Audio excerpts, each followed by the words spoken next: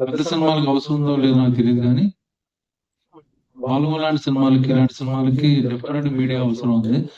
చూసి 10 మందికి చెప్పాలంటే మా వల్ల కాదు. మీరు సినిమా చూసి ఫీల్ అయ్యి మీరు పెట్టే ట్వీట్లు గానీ, రివ్యూస్ గానీ వాటిల వల్ల జనాలు చూడదాం అనుకుంటారు. నేను కూడా ఇప్పుడు అయితే చిన్న సినిమా రిలీజ్ అయింది పట్టించుకోను నేను.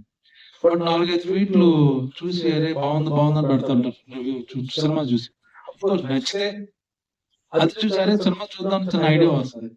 అది పర్సనల్ మిమ్మల్ని అడుగుతున్నాను. మీకు నిజంగా నచ్చితే ఈ సినిమా ఆడాలంటే మీ డెఫినెట్ గా మీ సహకారం కావాలి.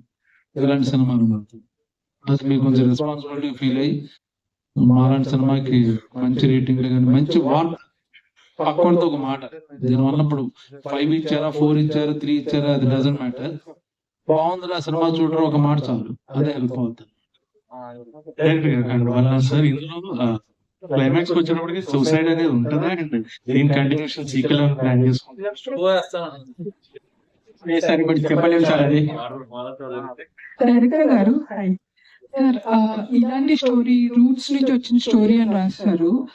సో మీ రైటింగ్ లో చిన్న చిన్న పాయింట్స్ కూడా ఇంక్లూడ్ చేస్తే it will give more feel స్టోరీకి. సో ఆర్ యూ కాన్ఫిడెంట్ అంతా పర్ఫెక్ట్ గా జరిగింది అని?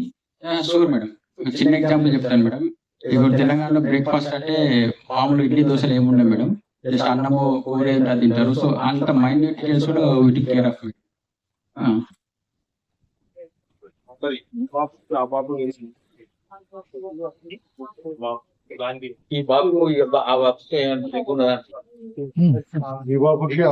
ఇచ్చారు. ఈ బాబు కాస్త 30,000 భోజనం పేరు, ఆ బాబు 2,000.